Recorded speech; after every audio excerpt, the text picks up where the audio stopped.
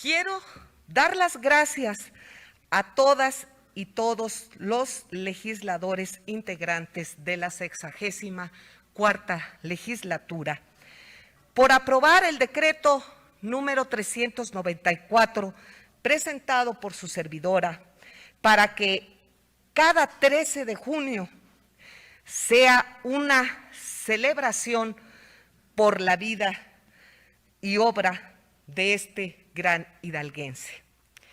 Resulta, pues, fundamental que exaltemos con emoción y firmeza que Felipe Ángeles fue, antes que cualquier otra cosa, un hombre de ideas y un humanista, que se difunda por todo el estado de Hidalgo, su tierra natal, y mucho más allá. El arma principal de Felipe Ángeles fue su inteligencia, y para subrayarlo, los ejemplos abundan, pero retomemos uno en particular.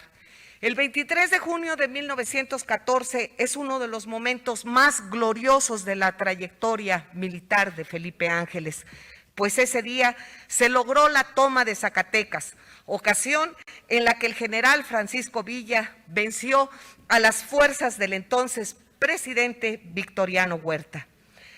Como miembro de la División del Norte, también obtuvieron el triunfo en las batallas de Torreón y de San Pedro de las Colonias, que contribuyeron decididamente a la derrota en combate del huertismo.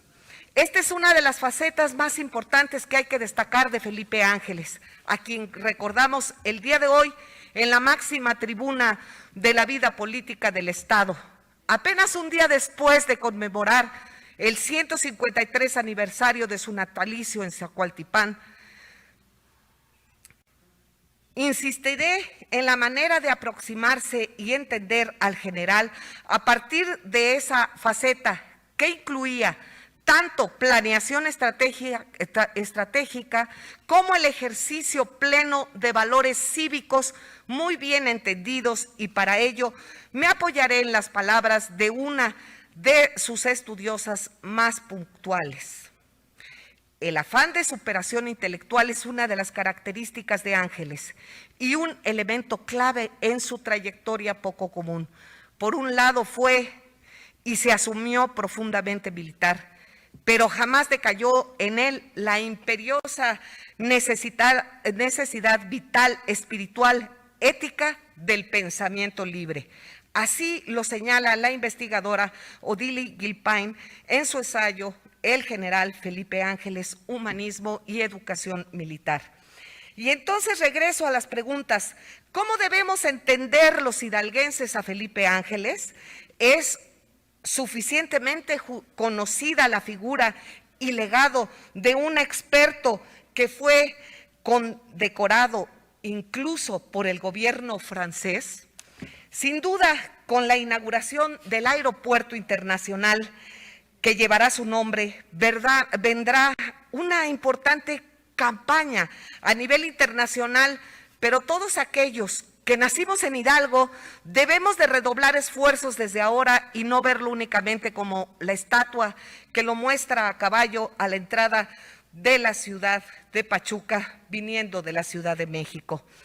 A Felipe Ángeles lo caracterizaban sus convicciones democráticas, la preponderancia de la ética por sobre otros valores y un marcado don de gentes, del que hizo gala también cuando estuvo al frente del Colegio Militar.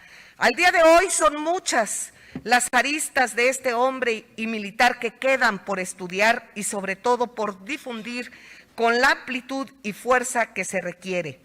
En las aulas, a todos los niveles, se debe dar a conocer su biografía, y en todas las bibliotecas del Estado deberían de existir uno, sino varios títulos que arrojen luz para dimensionarlo.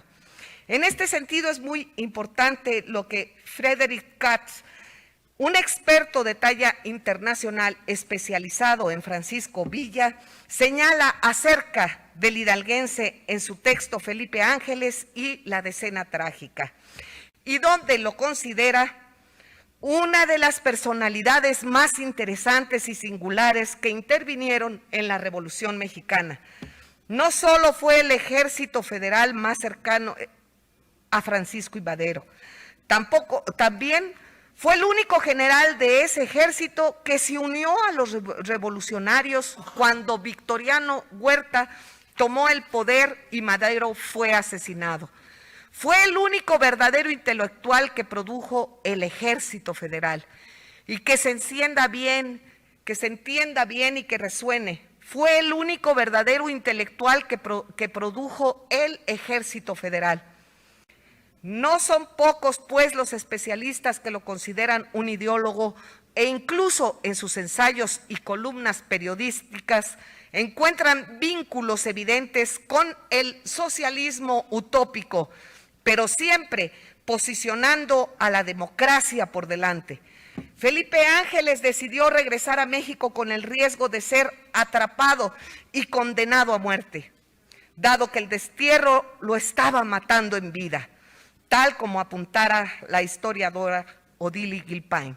El exilio le obligó a una inacción que, según sus propias palabras, lo iba hundiendo paulatinamente en un sentimiento de inutilidad que lo fue destrozando, disgregando. Al general Felipe Ángeles no lo silenciaron las balas, encontró la manera de esparcir sus ideas e ideales. Sus gestas históricas siguen tan vigentes como su pensamiento social y político. Él lo que buscaba era un México más justo, más igualitario y profundamente democrático. Y eso también lo queremos todos los que de verdad amamos al país. 153 años de su nacimiento.